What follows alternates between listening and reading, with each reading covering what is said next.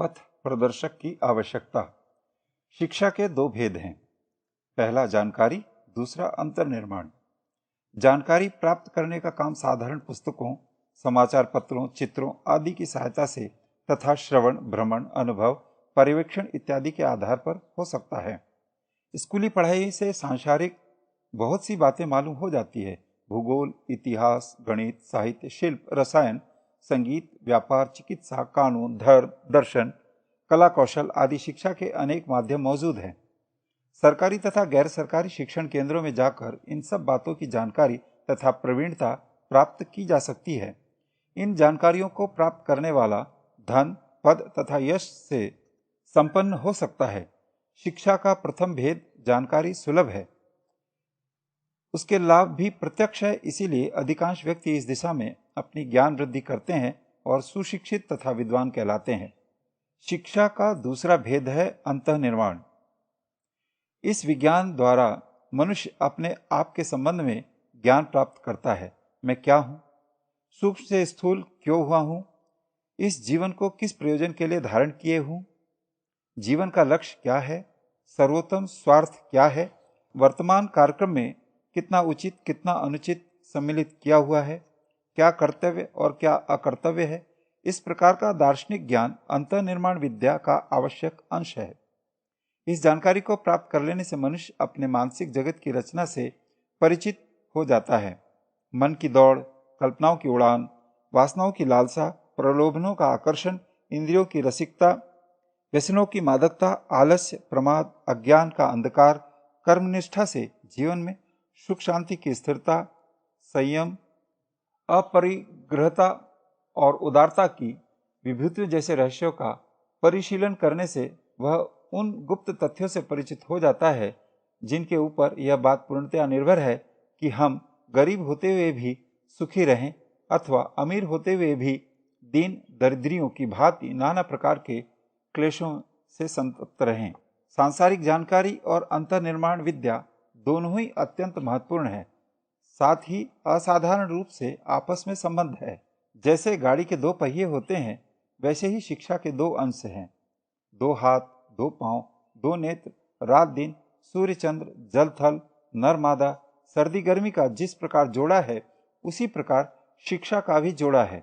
जो व्यक्ति सांसारिक एवं व्यावहारिक आवश्यकताओं का समुचित ज्ञान रखता है और साथ ही अपनी आंतरिक वस्तु स्थिति से परिचित है और तदनुसार अपनी मनोवृत्तियों को काबू में रखकर उचित दिशा में मोड़ने की क्षमता रखता है, वही सच्चे अर्थों में शिक्षित कहलाने योग्य है। जैसे रुपयों के दो पहलू होते हैं, उसी प्रकार शिक्षा के भी दो भाग हैं। यदि रुपयों के एक ओर तो अक्षर छपे हैं और दूसरी ओर सफाचट हो तो उस रुपयों की उपयोगिता सिद्ध न होगी। इसी प्रकार यदि केवल सांसारिक चतुरता ही किसी व्यक्ति ने सीखी हो और आत्मविज्ञान से अपरिचित हो तो उसकी विद्या अधूरी है। इसी प्रकार यदि कोई मनुष्य अध्यात्म विज्ञान का ज्ञाता हो और रोटी कमाने तथा शऊर के साथ जिंदगी बिताने का तरीका न आता हो तो उसका ज्ञान अधूरा है। तांबे और जस्ते के तारों में चलने वाली गर्म और ठंडी विद्युत धाराएं जहां मिलती है, वहीं बिजली का चमत्कारिक कर्म होता है। एक तार में चलने वाली एकांकी विद्युत धारा चाहे कितनी भी शक्तिशाली क्यों न हो, अपनी क्षमता प्रकट नहीं कर सकती। इसी प्रकार इन दोनों में से यदि केवल एक ही ज्ञान किसी को है तो वह अधूरा विद्वान है। वह एक पहिए की गाड़ी पर बैठकर जीवन यात्रा करने का प्रयास कर रहा है। प्राचीन काल में बालकों को उभयपक्षी विद्या पढ़ाई जाती थी। वे जानते थे कि एक पंख वाला पक्षी लंबी उड़ान नहीं भर सकता, जीवन के महान उद्देश्यों को पूरा नहीं कर सकता। इसीलिए वे जहां साहित्य, शिल्प, विज्ञान, व्यापार, कला कौशल आदि की सांसारिक शिक्षा का आयोजन करते थे, वहां अंतःकरण का विकास करने वाले, मनुष्य को सच्चा मनुष्य बनाने वाले आत्मनिर्माण विज्ञान की शिक्षा का भी आयोजन करते थे। गुरुकुलों में दोनों ही प्रकार की शिक्षण योजनाएं चलती थी। वेद और उपनिषदों से लेकर धनुर्वेद, अर्थशास्त्र और कामसूत्र तक के आयोजन रहते थे। पर आज की गतिविधि बड़ी विचित्र हो गई है। संतुलन ठीक रखने का विचार छोड़कर एकांगी विकास करने की नीति पर लोग चल रहे हैं। फलस्वरूप इतना अधिक श्रम करने पर भी वैसा संतोषजनक परिणाम नहीं निकल रहा है जैसा कि इससे आधे चौथाई परिश्रम से ही संतुलित नीति का आचरण करने पर निकल सकता था। आज तो जिनकी रुचि सांसारिकता की ओर है वे आत्मविद्या से या तो मिथ्या समझकर घृणा करते हैं या अनुपयोगी समझकर उपेक्षा करते हैं। दूसरी ओर जिनकी रुचि आत्मविद्या की ओर है वे व्यावहारिक ज्ञान को माया, बंधन, स्वप्न, जंजाल आदि कहकर उससे दूर रहने में ही अपना कल्याण समझते हैं। भगवान कृष्ण ने अपना उदाहरण उपस्थित करके इस द्विधा को मिटाया था। उनके जीवन, विचार और कार्यों का सूक्ष्म निरीक्षण करने वाला इस बात को भली प्रकार समझ सकता है कि एक व्यक्ति पूर्ण योगी और पूर्ण व्यवहार कुशल साथ साथ हो सकता है। भगवान कृष्ण के अवतार लेने के जहां अन्य कारण थे, वहां एक यह भी कारण था कि वे व्यवहारवाद और आत्मवाद का विरोधाभास मिटाकर समन्वय करने आए थे। उनका अपना उदाहरण उपस्थित करके उन्होंने बताया कि योग और कर्म के समन्वय को ही सर्वश्रेष्ठ जीवन प्रणाली कहा जा सकता है। मनुष्य की प्रकृति स्वभावतः सांसारिक लाभों की ओर होती है, इसीलिए साधारणतः उनकी रुचि सांसारिक शिक्षा प्राप्त करने की होती है। इसी के लिए वह गुरु और शिक्षक चुनता है। आत्मविद्या चाहे वस्तुतः अनंत एवं महानतम लाभ भले ही प्राप्त होते हों, पर प्रत्यक्षतः हाथों हाथ कोई लाभ नहीं दिखता। इसीलिए भारतीय धर्म के आचार्यों ने यह आवश्यक समझा कि इस दिशा में कठोर नियंत्रण रखा जाए। उन्होंने आदेश दिया कि आत्मविद्या का शिक्षक अवश्य ही नियुक्त होना चाहिए, जो गुरु या आचार्य के नाम से पुकारा जाए। माता पिता के साथ ही गुरु का नाम जोड़ा गया है। जैसे किसी के माता पिता का पता न होना एक बड़े भारी अपमान की बात है, वैसे ही भारतीय संस्कृति में यह भी एक भारी अपमानजनक गाली है कि किसी को बिना गुरु का निगुरा कहा जाए। गुरु दीक्षा की अनिवार्यता वैसी ही है जैसे यज्ञोपवीत धारण की। इसीलिए इन दोनों को एक साथ जोड़ दिया गया है। जो यज्ञोपवीत देने वाला वही गुरु अथवा जो गुरु हो वही यज्ञोपवीत दे। चूंकि यज्ञोपवीत के छोटे से प्रतीक में समस्त अध्यात्म ज्ञान, वेद शास्त्रों का सारांश भरा हुआ है, इसीलिए जो यज्ञोपवीत देता है वह उसमें छिपे हुए महाविज्ञान को भी बताता है।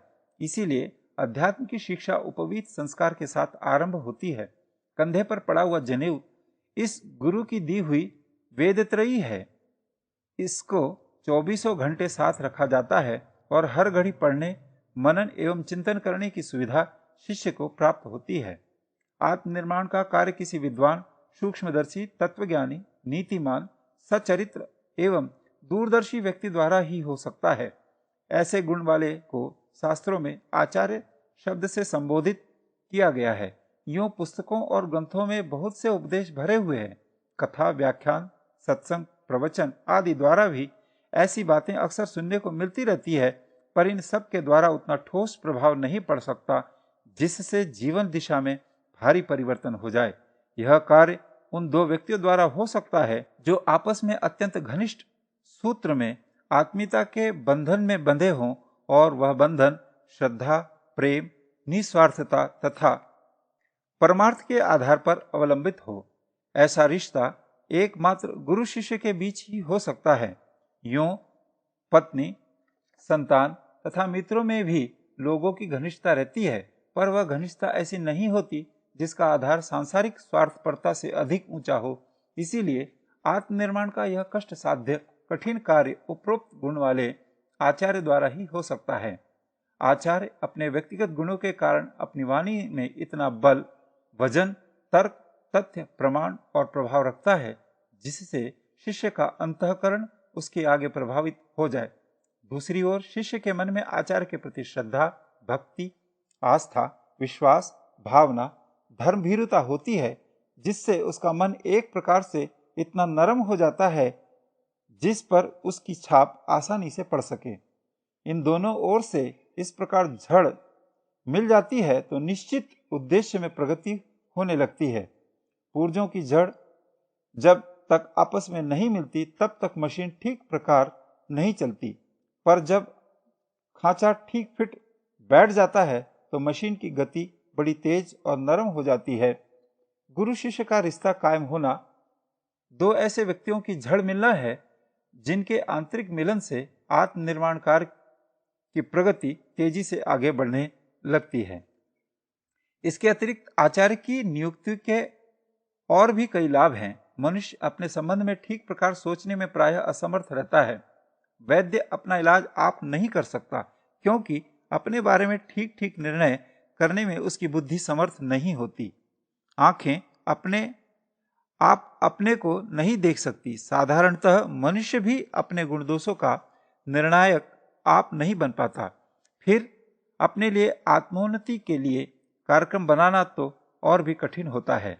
लोभ और भोग में विशेष रुचि, आध्यात्म पथ की रुक्षता, साधना की कठिनाई, संशय, अविश्वास, अनुभवहीनता के कारण अपने लायक कार्यक्रम चुनने में असमर्थता आदि कठिनाइयों के कारण इस बात की बड़ी आवश्यकता होती है कि कोई अनुभवी, ईमानदार, विवेकशील एवं सहृदय पथ प्रदर्शक स्थायी रूप से अपनी यह जिम्मेदारी अनुभव करे कि मुझे इस व्यक्ति की उन्नति के लिए निरंतर कार्य करना है और उसकी सफलता असफलता में अपनी योग्यता का प्रतिपादन करना है।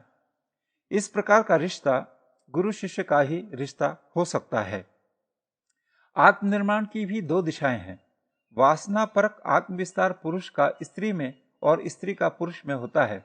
दोनों एक दूसरे के साथ अत्यंत आत्मीयता से तन्मय हो जाते हैं, परंतु इस आत्मविस्तार में एक कमी रह जाती है, वह यह कि वासना और सुविधा, यह दो उद्देश्य दाम्पत्य जीवन में प्रधान रहते हैं। यदि यह दोनों न रहें तो अधिकांश दंपतियों का प्रेम नीचे गिर पड़ेगा। ऐसे कितने स्त्री पुरुष हैं जो अपने साथी से काम सेवन का तनिक भी सहयोग न पाने पर भी उससे उतनी ही तन्मयता रखें, अथवा उससे परिश्रम, सेवा, मनोरंजन न पाने पर भी वैसा ही प्रेम रखें। इससे प्रतीत होता है कि दाम्पत्य प्रेम में कितनी ही तन्मयता एवं मादकता क्यों न हो, पर वह कुछ अपवादों को छोड़कर वासना और स्वार्थपरता पर रुका रहता है। इसीलिए किसी ऐसे विवाह की भी आवश्यकता पड़ती है जो इन दोनों तुच्छ कारणों से मुक्त हो और धार्मिक श्रद्धा एवं सात्विक प्रेम से सुसज्जित हो। यूं ऐसा प्रेम दाम्पत्य जीवन में भी एक दूसरे के प्रति होना संभव है, पर उसमें परीक्षा की कसौटी न रहने से यह खतरा बना रहता है कि कहीं वासनाजन्य भौतिक तन्मयता को ही आत्मिक मिलन न समझ बैठा जाए। गुरु शिष्य के बीच जो संबंध कायम होता है वह इस प्रकार के खतरे से खाली है। इन दोनों के बीच जितना प्रेम बढ़ेगा उसका आधार सात्विक ही होगा। यह सात्विक प्रेम ही ईश्वर प्राप्ति में सहायक होता है। वासनाजन्य प्रेम अस्थायी और निचले दर्जे का होता है। उसके द्वारा ईश्वर तक पहुंचने की सिद्धि नहीं मिल सकती। परम सात्विक श्रद्धा, भक्ति, निस्वार्थता और धर्म भावना से परिपूर्ण प्रेम द्वारा ही परमात्मा को प्राप्त किया जाता है। प्रभु प्राप्ति के अमोघ सत्य को उपलब्ध करने का अभ्यास गुरु भक्ति द्वारा ही किया जाता है। छोटे तालाब में तैरना सीखकर तब बड़े नद पर पार करना संभव होता है। गुरु के ऊपर सात्विक प्रेम का अभ्यास बढ़ाकर तब उस बढ़ी हुई भक्ति से ईश्वर को प्राप्त किया जाता है। गुरु दीक्षा एक प्रकार का आध्यात्मिक विवाह है, जिसमें दो व्यक्ति एक पवित्र उत्तरदायित्व को ओढ़ते हैं। गुरु अपने ऊपर उत्तरदायित्व लेता है कि शिष्य की आत्मा को ऊंचा उठाने में कोई कसर न रखूंगा। शिष्य अपने ऊपर उत्तरदायित्व लेता है कि गुरु के प्रति अगाध श्रद्धा रखता हुआ उनसे प्रकाश प्राप्त करूंगा। विवाह और दीक्षा में यद्यपि भौतिक दृष्टि से बहुत अंतर है, पर आध्यात्मिक दृष्टि से उसमें विशेष अंतर नहीं है। दो आत्माएं जीवन भर के लिए पूरी ईमानदारी से एक दूसरे की उन्नति और सहायता का व्रत लेती हैं, यही दीक्षा कहलाती है। पति पत्नी के बीच होने वाले प्रतिज्ञा बंधन को विवाह और गुरु शिष्य के बीच होने वाले प्रतिज्ञा बंधन को दीक्षा और मित्र मित्र के बीच होने वाले प्रतिज्ञा बंधन को मैत्री या पगड़ी पकड़ना कहते हैं। इस प्रकार के व्रतबंध के पश्चात अधिक जिम्मेदारी से कर्तव्य पालन के भाव दृढ़ होते हैं। शास्त्रों में कहा गया है कि शिष्य के पाप पुण्यों का 10वां भाग गुरु को भी मिलता है। कारण स्पष्ट है कि शिष्य के निर्माण में गुरु का भारी उत्तरदायित्व होने के कारण उसके पाप पुण्यों में उसे भागीदार बना देता है। यही बात पति पत्नी और मित्र मित्र में भी होती है। सम्मिलित उत्तरदायित्व के कारण एक की कीर्ति अपकीर्ति में दूसरा स्वमेव भागीदार हो जाता है। मनुष्य के मन में अनेक गुप्त बातें रहती हैं, परंतु उसके मन और चित्त की बनावट इस प्रकार की है कि जितनी ही अधिक गुप्त बातें उसके भीतर जमा होती जाती है, उतना ही उसका मानस लोक दूषित होता जाता है। एक हर में ऐसी शक्ति नहीं कि वह गुप्त बातों को बहुत समय तक अपने भीतर भरे रहने पर भी स्वस्थ बना रहे। आंख में कूड़े करकट का एक छोटा टुकड़ा पड़ जाए तो आंख अस्वस्थ हो जाती है। पेट में कोई धातु का टुकड़ा या विष पहुंच जाए तो जब तक वह निकल नहीं जाए तब तक चैन नहीं लेने देता। इसी प्रकार गुप्त बातें मन में भरे रहने वाले कपटी या पेट के मैले कहलाते हैं। देखा गया है कि उनका शरीर और मन इस मैल के कारण अशांत और विकारग्रस्त बना रहता है। इस विषम स्थिति से छुटकारा पाने के लिए यह आवश्यक है कि हमें ऐसा कोई रहस्य पेट में न छिपाए रहें जो किसी पर प्रकट न हो, परंतु अपने भेदों को सब पर प्रकट करना एक खतरा है। उसे उठाने का हर किसी को साहस नहीं होता। लोगों से अक्सर दुष्कर्म होते रहते हैं। चोरी, व्याभिचार, पाखंड, शेखीखोरी, छल, अविश्वासघात आदि के अनेक बुरे काम लोग आए दिन किया करते हैं, जिनको यदि प्रकट कर दिया जाए तो उनकी प्रतिष्ठा नष्ट होती है, निंदा का भागी बनना पड़ता है, समाज से बहिष्कृत होना पड़ता है, राजदंड भोगना पड़ता है, आर्थिक क्षति उठानी पड़ती है और ग्राहकों, साथियों तथा सहयोगियों के सहयोग से हाथ धोना पड़ता है। यदि किसी खास आदमी से वे बातें कहकर अपना मन हल्का किया जाए तो भी यह भय लगा रहता है कि कभी वह दूसरों पर प्रकट न कर दे अथवा स्वयं ही घृणा न करने लगे। इन सब बातों को ध्यान में रखते हुए कई बातें घनिष्ठ मित्रों से भी नहीं कही जाती और खास तौर से वे बातें प्रकट की ही नहीं जा सकती जो उन मित्रों के विरुद्ध पड़ती हों या उन्हें रुष्ट करती हों। यह रहस्यवाद जितना ही पेट में पड़ा सड़ता रहता है, उतना ही मानस भूमि को दूषित करता रहता है और उसके फलस्वरूप अनेक प्रकार के शारीरिक, मानसिक और भौतिक रोग बढ़ते रहते हैं।